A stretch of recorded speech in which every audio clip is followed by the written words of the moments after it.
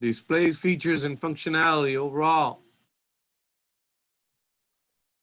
Pablo, can you help me out with this slide? Yeah, display features and functionality. Oh, can you hear me? Okay. The evolution of displays allowed the creation of laptops since it is an integrated part of the device. It is one of the major contributors to the overall cost of the laptop. The display of a laptop contains multiple components: the screen, inverter, digitizer, Wi-Fi antenna, the webcam, and microphone. Thank you. Any questions on this slide?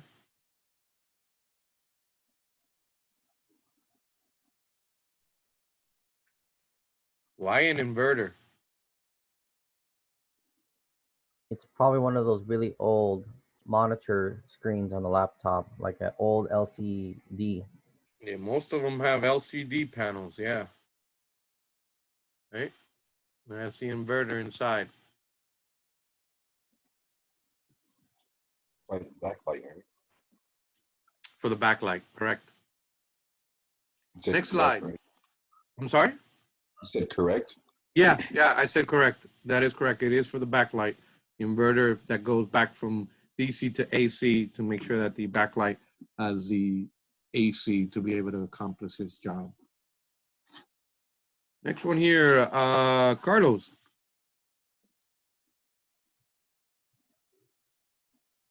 Display features functionality screen. Most laptops offer a range between 10 to 17 screens. Almost all laptops nowadays have an aspect ratio of 16.9 or 16:10. The typical resolutions are XGA, WXGA, WSXGA. The most common display technologies used in laptops are LSD, liquid crystal display, CCFL, backlights with fluorescent lamps, TN, cheaper with lower power consumptions and fast response, IPS, but better color representations and wider angle viewing, LED, backlighting using diodes with lower power consumptions, OLED, like lighting using organic diodes, better image quality.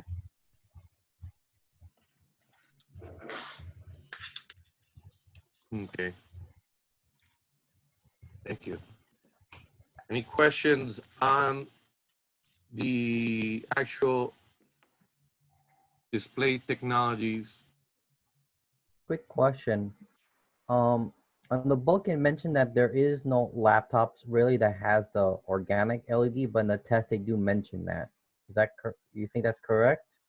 Organic LED is not available in a lot of the laptops yet. That is correct. But is it available if you want to pay for it? I'm pretty sure you can find a high-end OLED laptop right now. Is it common? No. Remember, OLED costs a lot. That's 4K right there. 4K technology for display, not 4K as in $4,000 of. God only knows how much a laptop costs, but the OLEDs are being used a lot on the television, right? That's the organic liquid LED, right? That's where we torture plants just so that we can have the pleasure of seeing things. Poor plants. I'm gonna call PETA. I'm gonna create a new PETA, but just for plants. You guys gonna fund me? Yeah, No? you just had to be. Just put up a GoFunder. We'll see. GoFunder. I'm gonna sue the OLED. See how much money I can get on behalf of these plants and their feelings. Next slide. All right, for our inverter, DeAndre. Inverter. LCD backlights, specifically fluorescent lighting, require fairly high voltage, high frequency energy. The inverter is responsible to provide the right kind of energy. It transforms DC into AC for the backlight.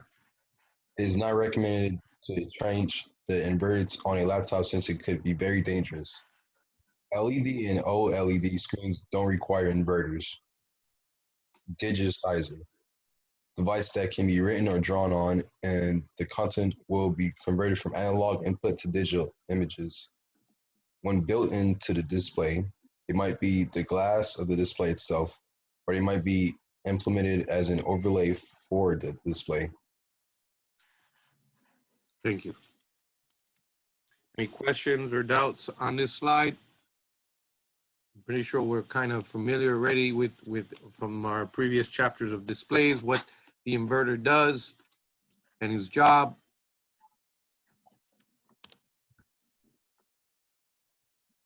Doubts? So we wouldn't have a inverter though on a regular LED or the OLEDs since they don't require that. But as for the LCD ones, yes. Next slide. Alexa. Wi-Fi antenna. Laptops that include built-in Wi-Fi have a wireless antenna running through the upper half of the clamshell case. This is to get the antenna higher up and improve signal reception. The wiring runs down the side of the display and through the hinge of the laptop case. Webcam and microphone. Webcams and microphones are universal on laptops today. The most common placement is right above the display. Most laptops with webcams have a small light to the left of the lens to illuminate the user when the webcam is on. Microphones can also be built in the bottom half of the clamshell. Thank you. Any questions or doubts on the antenna or webcam?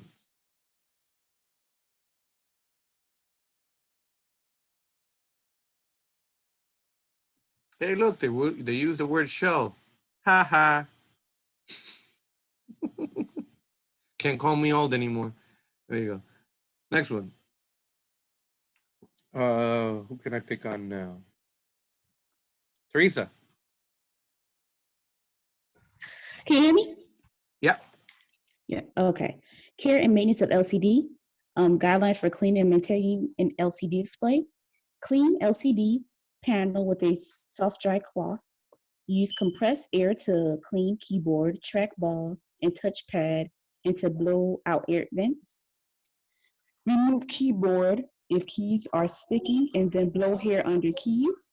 While the panel itself is removable from the lid, it is only replaceable. Never open a display panel.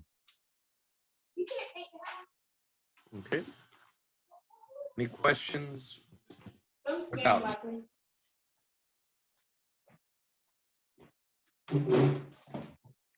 Nobody? Any questions or doubts? What they're No. talking about here? I'm reading that one where it says never open a display panel. Mm-hmm. Yeah, the panel itself is removable.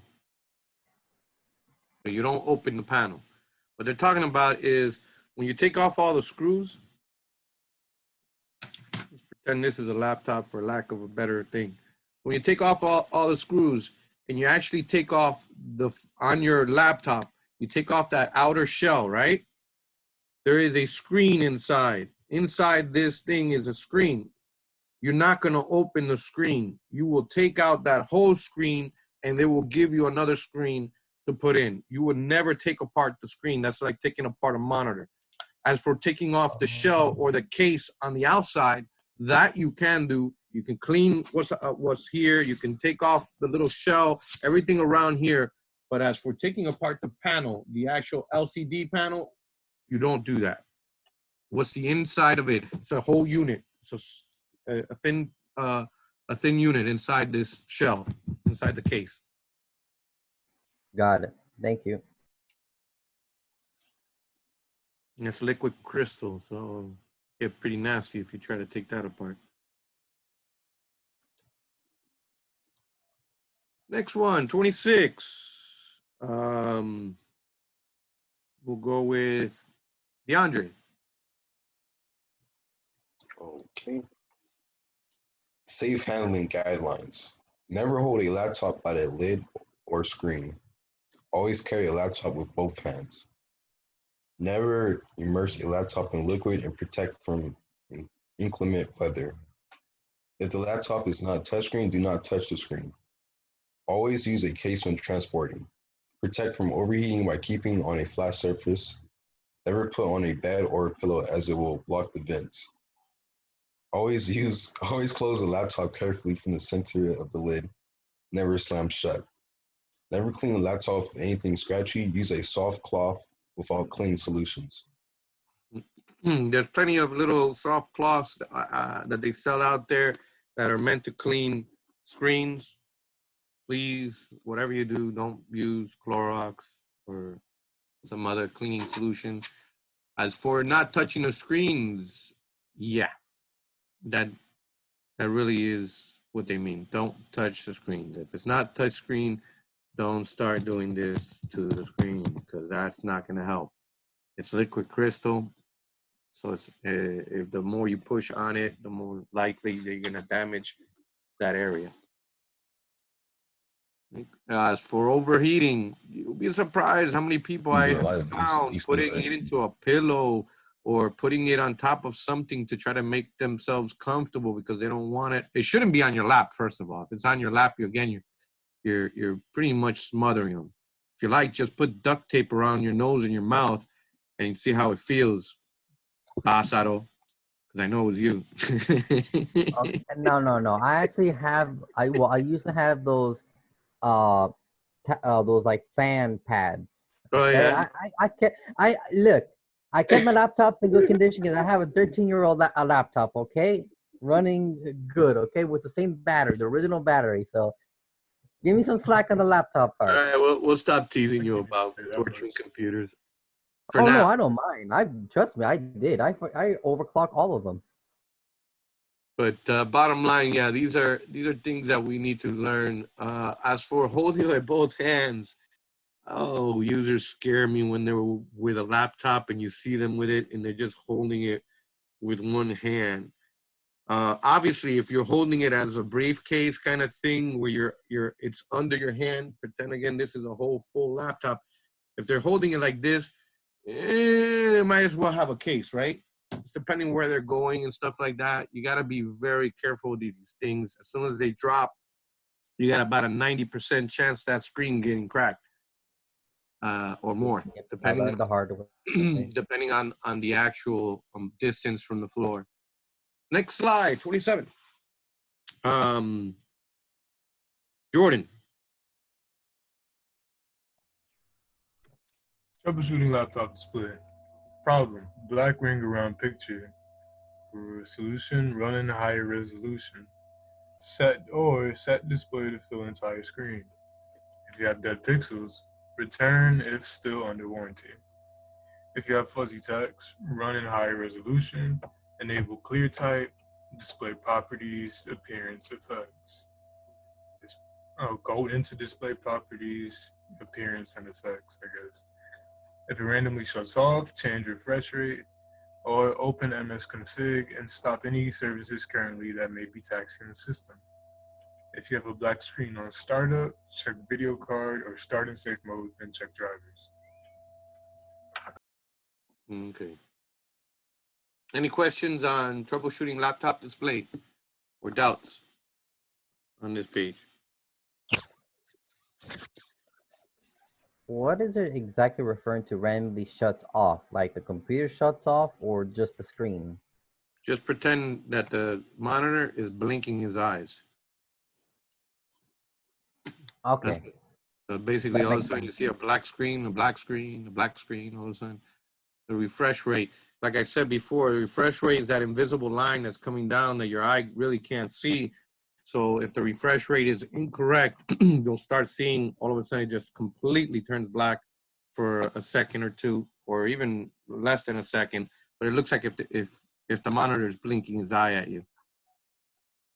Lack of a better explanation.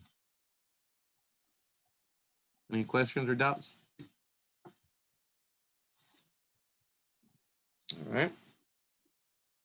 So, next slide, please. Who haven't I tortured lately? Christina. Configuring hardware and components. Most laptops have recovery partitions that can restore the computer to factory settings Diagnostic software can help configure system issues, built-in utility programs, online server-side diagnostic programs, model and serial number stamped on the bottom for manufacturer identification. Yeah, they stamp those puppies in there because they need to know when you call them. Usually there's even a service tag number on some of these things. Instead of saying the model number, you just give them the service tag number. Same thing when you go to the websites. They won't even ask you sometimes for the actual serial. They just might ask you for that little service tag number that tells them everything.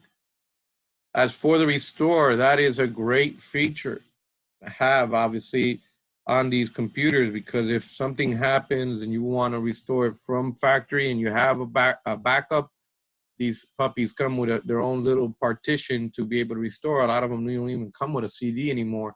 It used to come with a separate CD, but now it's just built into it. Any questions on this slide?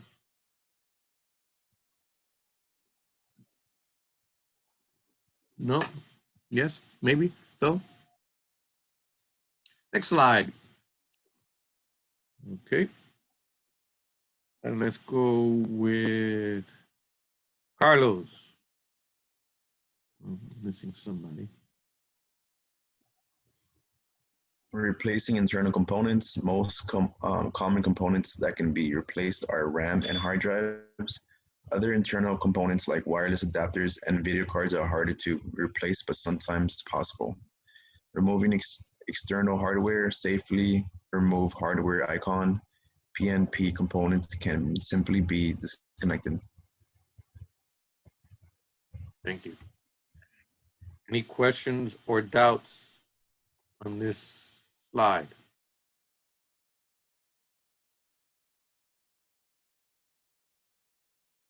Everybody understand what PNP means? Plug and pray. Yep, plug and pray. Obviously, it's called plug and play, but we always call it plug and pray just to pray that it works. Hopefully, you guys don't get that option and then I get in trouble. What's PNP? Oh, that's plug and pray. Yeah, look at it. No. Amen. You got something to blame me on, right? Next one. Let's go here, Daniel.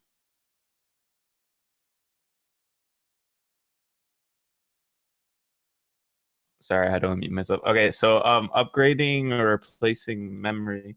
Locate memory socket. Most are on the bottom of the laptop. 2, use ESD safety protocols before touching any components inside.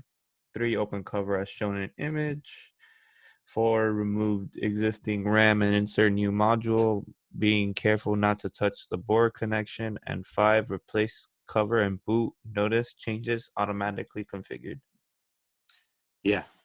Just like on a regular computer that we need to be careful on what screws we're taking off when we're taking off the actual outer shell or the casing itself, right? These puppies have specific screws with specific little drawings on there.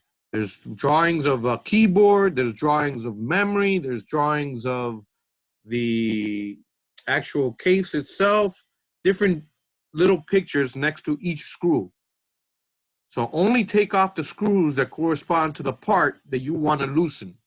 You're not going to take off every screw under this laptop. In this case, as we see in the actual picture, it has only one screw. So if I would put the little lid on, I bet the bottom dollar that there's a little picture there pointing to the screw that looks like a little memory module. All right? As soon as you take this off, then with ease, you'll be able to get into this area and it has the little doohickeys on the side to be able to take out the memory. Now, that's the easy one. There is some laptops that have more space. And unfortunately, that's in the other side because this is the bottom side of the actual unit. And if you'll notice, your license is also here. That's your Windows license sticker. So some of them, if you want to put more memory and it does have more space, it's actually under the keyboard. So you got to take off everything, including the keyboard, to get to that spot. Not very comfortable spot to get to. That's not all of them, but there's some of them that do have it there. But the majority of them have that easy access to add more memory here. Questions? Doubts? Next slide. Justin.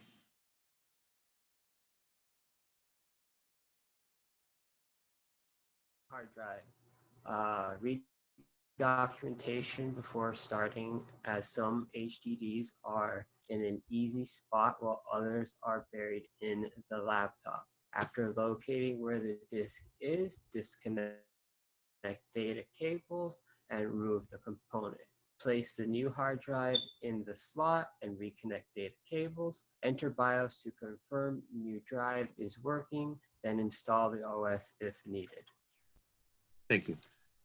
As we see here, what they mean by the data cable, I'm pretty sure some of you are shocked, and if you ever replace these suckers, usually you don't have to worry about it. But you see this little cable here? It's similar to what your IDE cable is, but it looks like a piece of tape. And that little sucker has to go in here. This looks to be the one that you have to take off the case. If you notice, that's the keyboard there. You have to take off the top of the case, and it looks like it goes in through the inside. Versus, there's a lot of them that maybe from the outside, all you have to do is just really take off the screws, and he slides out like a PCMCIA card. Just comes right out. Those you don't have to worry about because the casing that's in the inside it has the cable already aligned, or the spot where the data cable comes. So when you put it in with the carriage, because it actually has a little carriage, when you put it in, it'll slide in like a tape and lock right into its spot. All you have to do is just screw it on so that it doesn't fall out. Be careful, because a lot of people forget to put the screw. It turns on fine, but then when you're shaking or something, that hard drive can slide out. Any questions or doubts on this slide?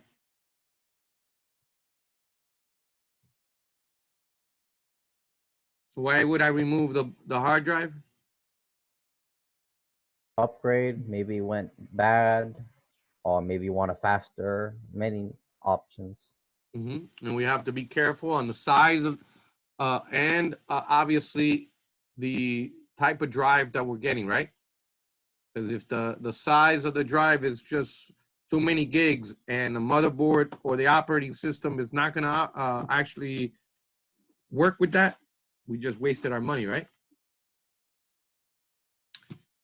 Next one. Well, technically not wasted our money, but yeah, we wasted our money.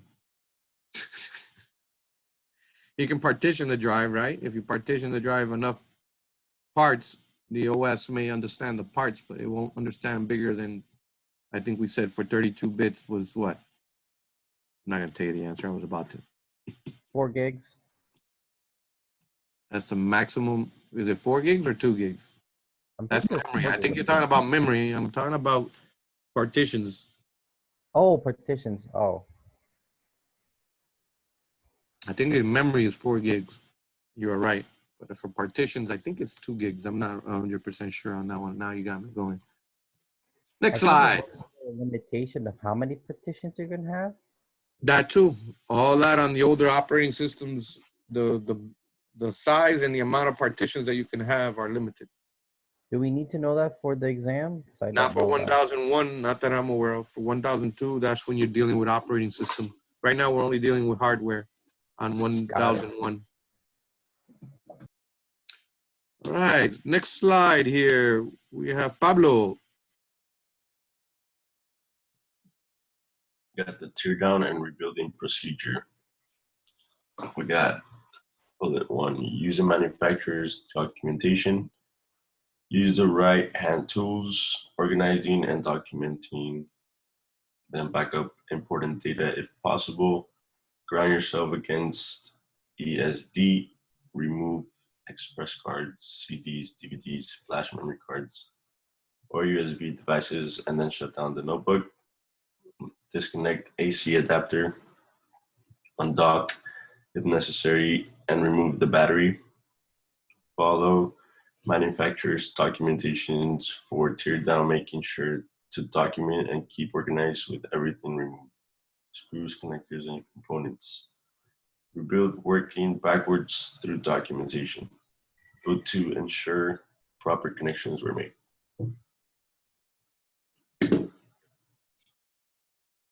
Any questions or doubts in the tear down and or rebuilding procedures for laptops?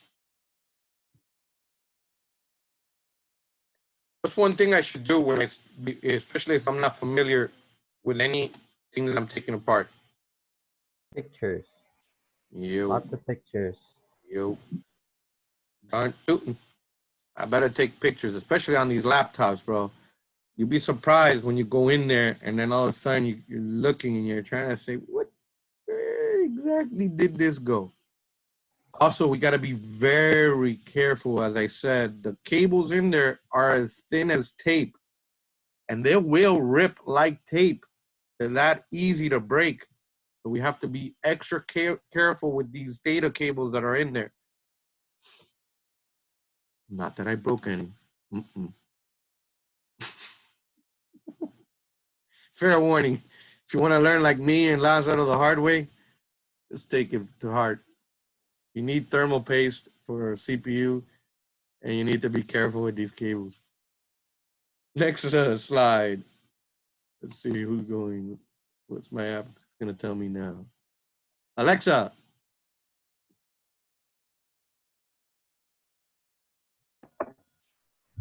Accessing a laptop system board.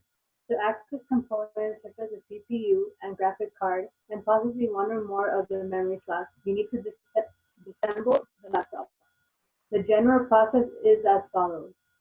Those root to be aware that you need to obtain the specific steps for the brand and model of laptop you're upgrading or repairing. Make a backup of data stored on the local drive and as you would for a PC. Lay out your work area with any tools and reference materials you will need and take anti-static precautions. Disconnect peripheral devices and PCMCIA/PCI Express cards and eject disks from drives. Disconnect the AC power and battery. Turn the unit upside down, make a diagram of the screw location. Open any compartments on the underside of the laptop and remove the FRU. These should include the hard drive, memory, and possibly the optical drive and mini adapter cards also. Okay.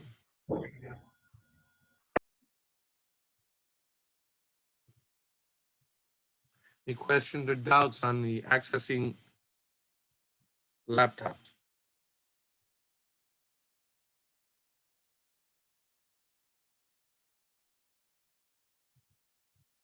Everyone understand what the FRU is?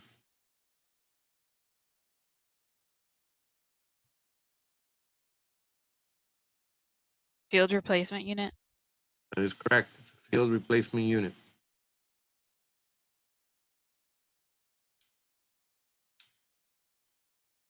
Doubts? Let's go on to the next slide. Here's that on slide 34. We could see how that little tape, like I told you, even the keyboard itself has that little tape peripheral that goes towards the actual motherboard. All of them have a different head on the end. It's not like if they all have the same amount. All of them are different. So what's a pain in the butt is that if you don't notice where you disconnected it from, and if you don't notice how it's folded, it becomes a very big pain in the butt to fit everything back. So we need to obviously be taking note of everything and when we're touching everything. Carlos, can you help us out here with this slide?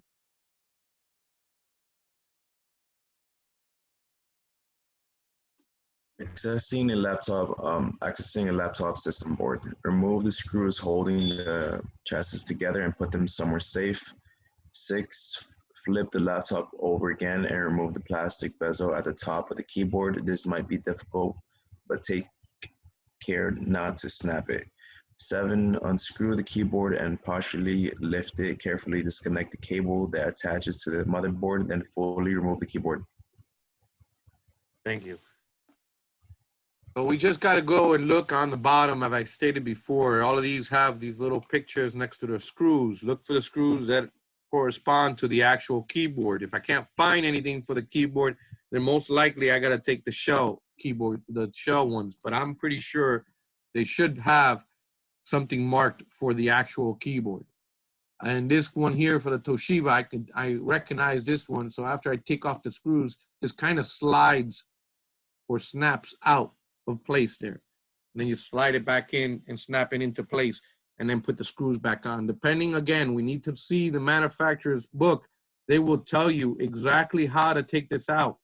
Unless if we already know from previous experience, I would not I would not recommend trying to take apart a laptop without having the manual of how to take it apart. Everybody's different, and there is nobody that is exactly the same. Obviously, except for the exact same model. Questions or doubts?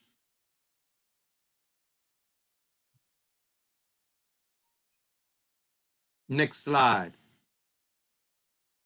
8 through 11. Let's see. Daniel.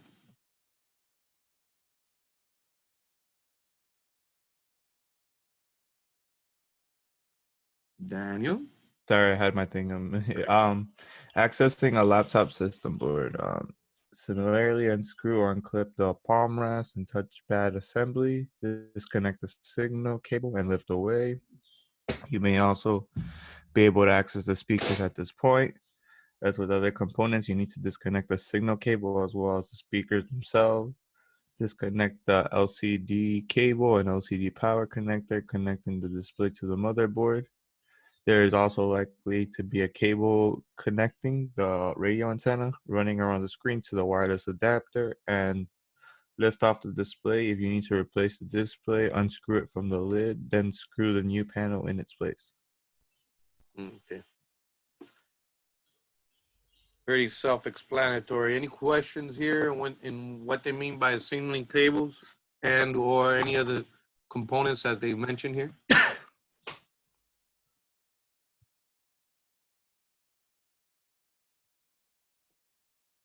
All right, so we basically need to take note, right? Because we're going to be taking off these cables. All the signaling cables, as I stated before, are the cables connecting directly to the motherboard. So if we don't label and or take pictures of what we're doing, when we put in the new motherboard, we're going to have no idea what goes where, except for hopefully it's still nearby the actual location where we disconnected it from. Questions or doubts? Next slide, 36. DeAndre. Accessing the laptop system board. Remove any internal drive cages or heat pipes covering the components you want to replace.